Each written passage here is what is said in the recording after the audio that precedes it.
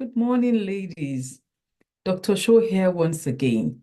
And today we're going to be doing abortion part 2. We're going to follow this outline that I'm going to show you. I'm going to share my screen now so we can see my slides. So, abortion part 2.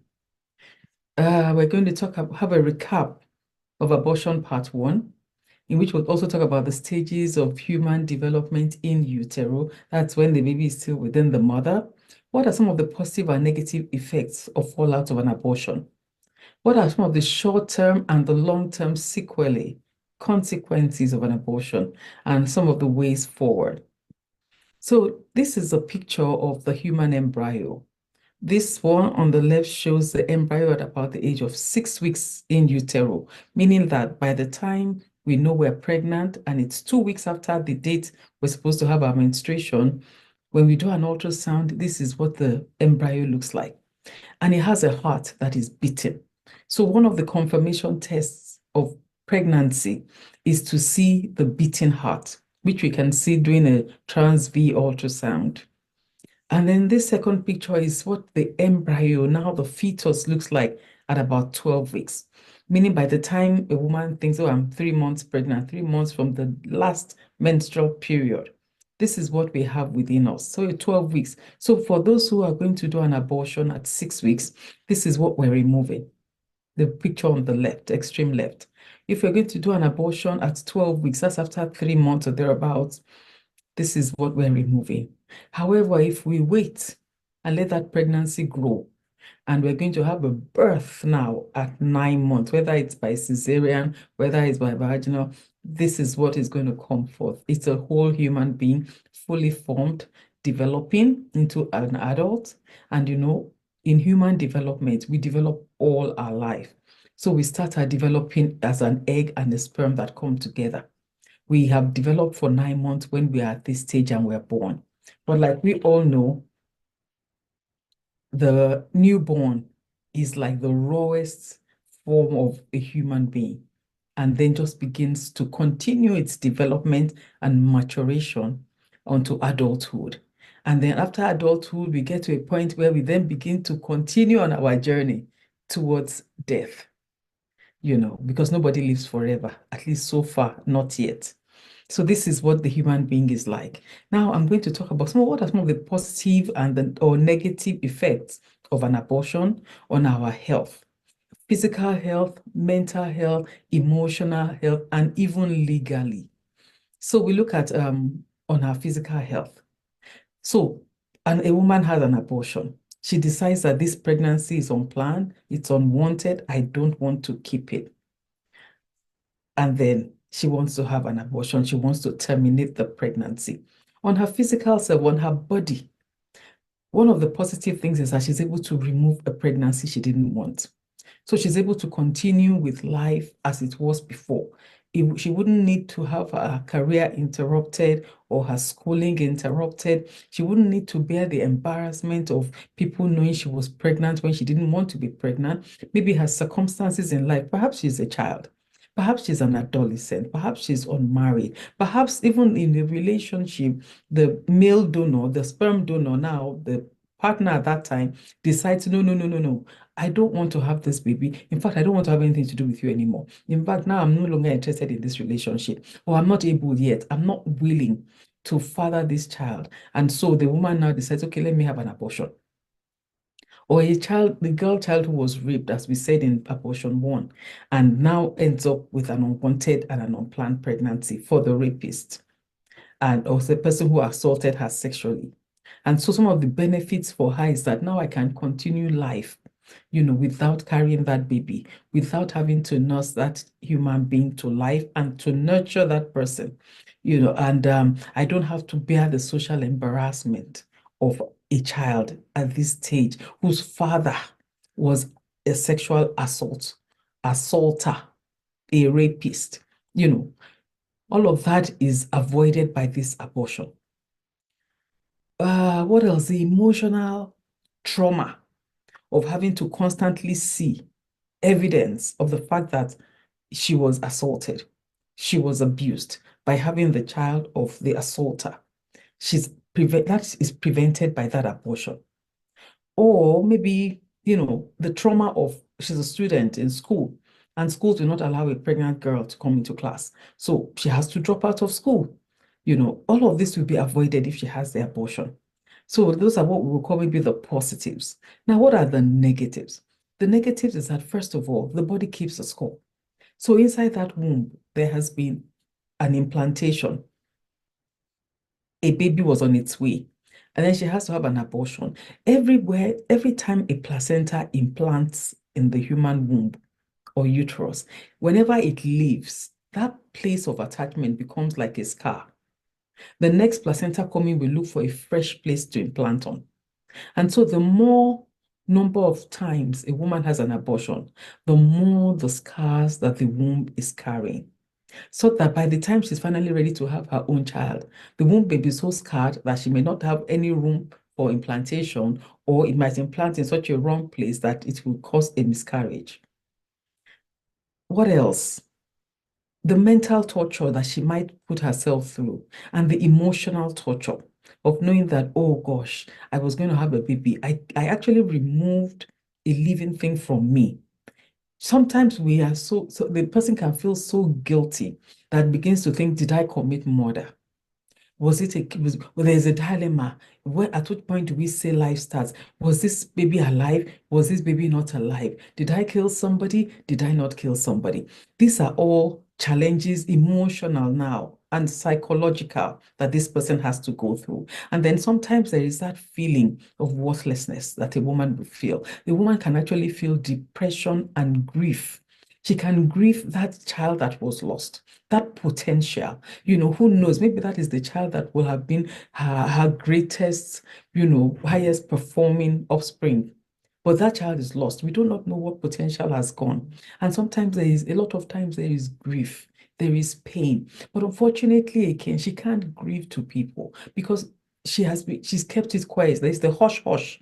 Nobody knew I was pregnant. They don't need to know I had an abortion. However, I cannot grieve. I can only grieve quietly. And that is what is called disenfranchised grief. A grief that cannot, so it remains as a wound, a deep-seated wound in the woman. This thing can lead to things like frigidity in future, where the woman goes off sex, she goes off men, she doesn't want to marry. And even if she now marries, her partner is going to have to bear the consequences of a frigid woman, of a woman who is not interested, of a woman who has PTSD following an abortion, because it can be so bad in some people that just another man touch her and all the angst and the pain and the grief comes flooding back and she's not able to respond. It can affect her ability to form long-term relationships in future with a romantic partner. It can affect even her romantic life. These are emotional, mental consequences of that abortion she had. What about the legal aspects? In some countries, abortion is legal, meaning you can have an abortion, a termination of pregnancy legally. You can walk into a clinic and say, I want to terminate this pregnancy because I don't want it, for whatever reason that is best known to me, and you can get it done. But there are a lot of countries that abortion law is restrictive, meaning a woman cannot have an abortion except under certain circumstances dictated by law.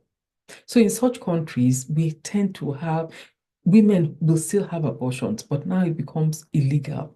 It becomes unsafe. So if anything goes wrong, there is no recourse to the law. If anything goes wrong medically, there is no recourse to the law. And in such places, we have a lot of what is called unsafe abortions. What are unsafe abortions? They are abortions that are done in places that are unclean, unsafe, unsanitary, by people who are untrained, for the job, and even sometimes by people who are trained. But because of the hush-hush nature, you find out that there are many compromises, and this has resulted in a lot of deaths of young women. It has resulted in a lot of morbidity, injury, long-term, short-term. Some women get infected afterwards because of non-sterile equipment. Some women have died following unsafe abortion. Some women are maimed for life. They can't reproduce anymore. They can't get pregnant a second time. Some women have had to have hysterectomies done, meaning we had to remove one. I remember once at work, and a young girl, a university undergraduate, had to come into the hospital now for the completion of an unsafe abortion. By the time we got in there, there was pus everywhere. The womb, the uterus had decayed, it had degenerated, it was black and unhealthy. We had to remove her womb. We had to do a cleanup for her to save her life.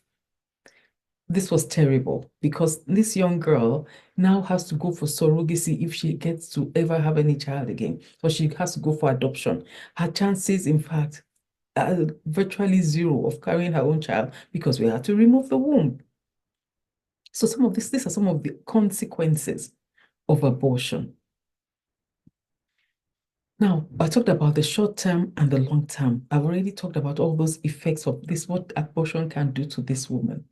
Now, this is what I call abortion gone wrong or abortion gone right. I talked about women dying as a result of abortions. Now, look at this slide. I'm telling you that maternal mortality and morbidity, that means death or injury as a complication of abortion gone wrong. Yearly, studies have shown an estimated 42 million abortions take place worldwide, 42 million every year. Out of this, about 22 million of them are safe, meaning they are done properly without consequences. And 20 million are unsafe, meaning that they are done in dangerous ways by dangerous people or have dangerous outcomes. Out of those unsafe abortions, about 70 million women die yearly. So out of 20 million, about 70,000, rather, not million, 70,000 women die yearly out of these 20 million. This makes about 8% of maternal mortality worldwide. Now, this is a huge number if you think of 70,000. As you sit down and listen to me, can you think of 70,000 women? Do you have in your network 70,000 women that are friends? Now imagine if all of that was wiped out every year. That is catastrophic. About 5 million of after this 70,000, not 70 million. Now, after this 70,000, about 5 million women suffer temporary or permanent disability. Remember that girl I told you about? The one we had to remove her womb? That is permanent disability. That is, that's permanent disability. There are some that have had, like, so much pus, frozen pelvis, that they begin to have all sorts of problems. There are some that while that criminal abortion was being done, they were scraping the womb and scraped through and then brought out bowel through the womb. And then they sent her to the hospital, pack it into the V and sent to us. We had to do hemicolectomy. Sometimes we have to remove half of the uterus, we have to remove the uterus, we have to remove half of the intestines. Women have had all sorts of disability following unsafe abortion. And so it has a lot of negative aspects. What are some of the ways forward? Abstinence. I talked about abstinence. Abstinence is one of those things we don't like to hear, but honestly, abstinence is golden. Why is abstinence golden? When we abstain, we give ourselves opportunity in relationship to actually get to know our partner, to remove the heightenedness of a sexual relationship out of a relationship, remove sex out of it, and then begin to get to know your partner. We form better and stronger relationships and bonds. Another good thing for abstinence is that we avoid sexually transmitted infections. We decide, do we really want this person before we go into sexual intercourse? But then for those who are not able to abstain, there is contraception. Contraception is anything that we use to interrupt the chain of events from sexual intercourse to pregnancy. So anything that's going to prevent the egg and the sperm from coming together to form a baby or prevent implantation, even if that happened. So we have things like the pill. We have things like the intrauterine devices. We have implants that we put in the arm. We have the hormonals, we have the medical, we have the surgical. Surgical includes things like vasectomy, and includes things like tubal ligation. Now, we also have family planning. What is family planning? Many people use contraception and family planning interchangeably, but it is wrong. Family planning is actually a way of living and thinking. It's the way you and your partner live and you think. It's the way you plan your family. Okay, we want to have 2 children. We want to have them 4 years apart. We want, in the interim, when we're not having children, we want to prevent pregnancy by doing such and such. That is family planning, so that it helps a couple to move their lives forward and to also contribute positively to the community in which they live. That is family planning. We can do that, especially married couples some women who are married, because of some fears and taboos they have about contraception, don't go into contraception. They have children every 2 years. They have children, they spend 1 year being pregnant and having the baby, nursing for 3 months. After 3 months of exclusive breastfeeding, when the natural contraception of breastfeeding wears off, by the next year, they are pregnant again to deliver again after 9 months. Some women, this is the kind of family planning they do, which is no planning at all. Other women then get pregnant and then come to the hospital and say they want to have an abortion. So some women is sequential and serial abortion they use. Maybe for 2 years, they could have had 3 abortions in 2 years, and then they now say they want to have the next child. This is not the best way of doing this thing. This is not, because after an abortion, there could be infection. Infection could block the tubes of a woman. Ectopic pregnancy, and that is so rampant. Ectopic pregnancy sometimes is a result of injury and damage to the tubes of a woman. So apart from dying at contraception, this is one of the disabilities, the morbidities that come following abortion processes. The tubes can get blocked. A woman can have a tubal pregnancy and she might not know. She might just be seeing some brown spotting, hoping it was a period. Some of us, we deceive ourselves and tell ourselves, okay, that must have been my period. It didn't come well this time. It will come more next month. But by next month, when we're expecting it, we have an 8-week conceptus in the tube. Rupture of the tubes can happen. I know of so many people who I have managed so many cases of ruptured ectopic pregnancy. And I have seen cases where even after the rupture, the woman still delays. And I've seen deaths of women following ruptured ectopic pregnancy. So many things can go wrong with an unplanned and an unwanted pregnancy. What about information and adolescent education? Same thing, I'm telling you about ways to prevent that pregnancy in the first place so that we don't have to worry about an abortion. Adolescents, people between 10 and 18, do you know that nowadays the age of coitus, the first sexual intercourse has come down from age 10, 12. It is now like age 9. Apart from those, of course, who are sexually assaulted, and you might find a 3-year-old baby, means a 3-year-old toddler, sexually assaulted. Did you know it happens? I have seen it before. I've seen it in practice. Talk less of an 8-year-old. So what are we into? Education, adolescent education, information to parents of little girls, how to protect your daughters from assault. Sexual assault is not because a woman is beautiful or she wore something beautiful or she went out in the evening. No, the assaulter oftentimes is not a person filled with passion. It's not because he loved her so much, he just needed to have her. No, most assaulters are not like that. Most assault is power rape. I want to show that woman that I have power and I can subdue her. A lot of them have mental health challenges. They're assaulters. So don't think that, it's because she went out, she was beautiful, that's why she was assaulted. No, not necessarily. Community resources are also available. In your community, there are adolescent clinics. There are family planning clinics. There's something called Planned Parenthood. There are places where a woman can go, a couple can actually go and get help, information, resources, condoms. Many countries give out condoms for free. Many countries use contraceptive devices they give you for free. If you want to book it, you want to have education, you want to be told what are the different types, and then they will also review your body system and decide, okay, which one suits you better, depending on what stage of life you are at. Then access to utilization of safe abortion services and post-abortion care. What does that mean? In those countries where abortion is legal, rather than being in your house and thinking, I'm going to mix this concoction, or I'm going to throw myself off my bed, I'm going to cause some injury that's going to try and dislodge the baby. Why don't you just go into the clinic and then say, doctor, something has happened. I got this pregnancy. I don't want it. Please, can you take it out for me? What are the rules? What are the laws? What are the conditions to be met? That's safe abortion. And then post-abortion care. In some people, they do that abortion outside of the clinic. Somehow or the other, get it done. This is more common in places where abortion is not legal. And then after that, they have cramps, they have infection, they don't go for care until it's too late. They don't go for care until they are collapsing or they're having a very high fever, they have infection which has damaged the reproductive organs, or they're at life-threatening conditions. Did you know that a person following an abortion can die from infection? Did you know that a person can bleed so much they can die following an abortion? A post-abortion care.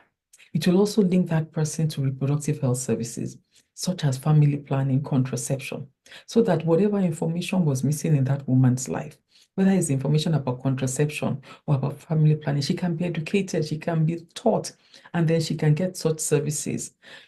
What are abortion laws? I've been saying abortion laws, restrictive, no abortion law, few restrictions. What do I mean? Every country has laws by which its citizens live and abide. Some countries say abortion is illegal. In such a country, some will give a proviso except the woman's life is at risk. Some will say except the baby that is going to be born is going to be so incapacitated that that child is not likely to survive. Then in such a time, they allow abortion. So what does the law say where you are? In some countries, there is no restriction on abortion, meaning of few restrictions. Like some will say, okay, any woman who wants to have an abortion can have it before 12 weeks. She doesn't have to answer too many questions. Between 12 and 16 weeks, some doctors need to check her to be sure it will be safe. She needs 2 or 3 doctors to confirm. So the sooner she goes, some laws say at 6 weeks, after the first missed period, she can have it with ease, many different places, some stores, shops, everywhere. She can get what she's going to use. It can be done with medical termination. So what does the law in your country say? It's very important that you know the laws where you live. Not just the woman, but the man, because it takes two to create that baby that will need to be aborted. So it's everybody's responsibility. A lot of times you see in relationship where the man thinks, oh, it's the woman's responsibility to make sure she doesn't get pregnant. And when she does and has an unplanned and an unwanted pregnancy, it's the woman's responsibility to get rid of it. Well, that doesn't really quite work because it takes two to tango. So this information is for the male and the female. This video, please share it to all the men and the women that you know who are still in the reproductive age group. Start from the adolescent because they need to know the greatest amount of complications, abortions, unplanned and unwanted pregnancies are in adolescents up to the age of 25.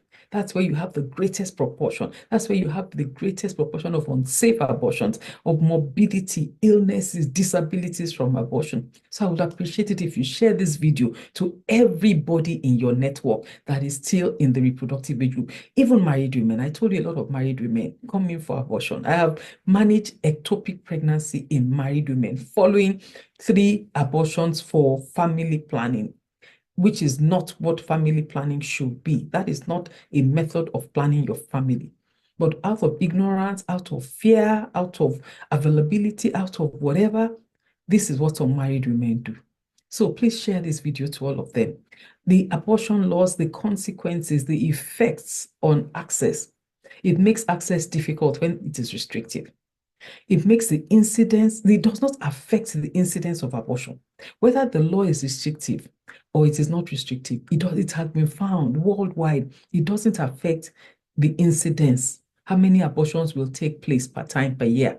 What it does is it affects how many are safe, how many are unsafe. So in the countries that have less restrictive or no abortion restriction, there tends to be more safe abortions done and fewer unsafe. Meanwhile, in those countries that have more restrictive laws, there tends to be more unsafe abortions, and so more morbidity and mortality, more disability and death following the abortion process. So at the end of the day, there's the debate.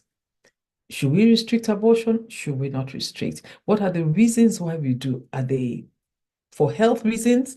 Are they for societal reasons? Are they for religious or spiritual reasons?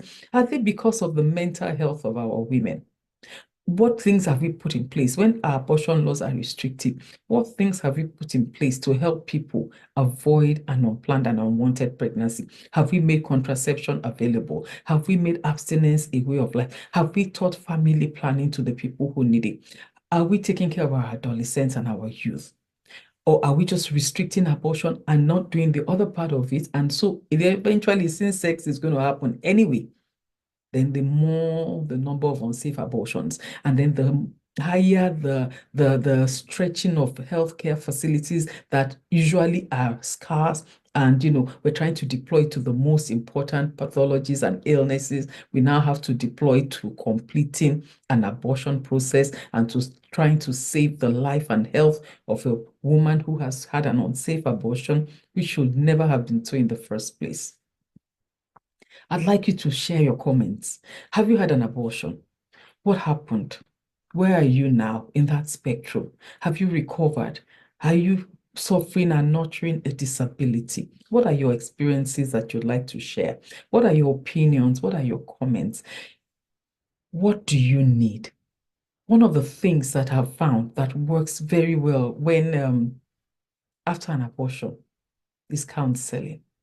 Some people are the disability is in the emotions, is in the mental health. There's no medication for it. It's counseling, it's coaching. Some people are afraid to venture now that they'd had that and they went through such an experience. They are becoming afraid. They're even afraid to have relationships. They're the kind of women who, some of them, they'll tell you, oh, I'm now abstaining. No sex before marriage. But then when they now get married, they find that even in marriage, it's still abstinence and no sex. I still have that. When my partner touches me, I freeze. When my partner touches me, I'm irritated. When my partner touches me, I get, I flood with horrible memories of what happened to me. And such women, you find that there's a lot of marital disharmony in relationship, difficulty in establishing and forming long-term relationships. Such things, it's counseling and coaching that works. Dr. Show, counseling and coaching. A lot of counseling, more counseling first to help to heal the wounds of the past, to help to bring the woman's emotion and psyche up to date, up to state in such that she can then go forward. So counseling will help to unhinge and heal those wounds of the past, while coaching will help her move forward. If you find yourself, your daughter, your son, because even the son can have a lot of guilt. Oh, I've had 3 girlfriends. All of them have had abortions. Me alone, I have been responsible partly for 5 abortions. It can have a huge consequence on the psyche of a man, on his emotions. Even such a man, you might find a man who says, oh, I don't want to marry because he's had all those experiences. So counseling and coaching have been found to be really, really effective in solving these issues which medications will not solve. And so I would encourage anybody who is in this situation to avail themselves of such services. There are many counselors worldwide, many counselors worldwide. I happen to be a counselor in the making, but I'm a coach, I'm a trained coach, and I can actually help those who need help. So if you want, you can subscribe. You can actually book an appointment with me. You have all my details on the screen displayed. You can share, you can go for your own counselor. You don't need to come to me if you don't want to come to me. You can go elsewhere, but get help. The most important thing is for you to get help. It doesn't matter who, get professional help. Thank you so much for listening today, and we'll see you again next time. Thank you. Do have a wonderful weekend.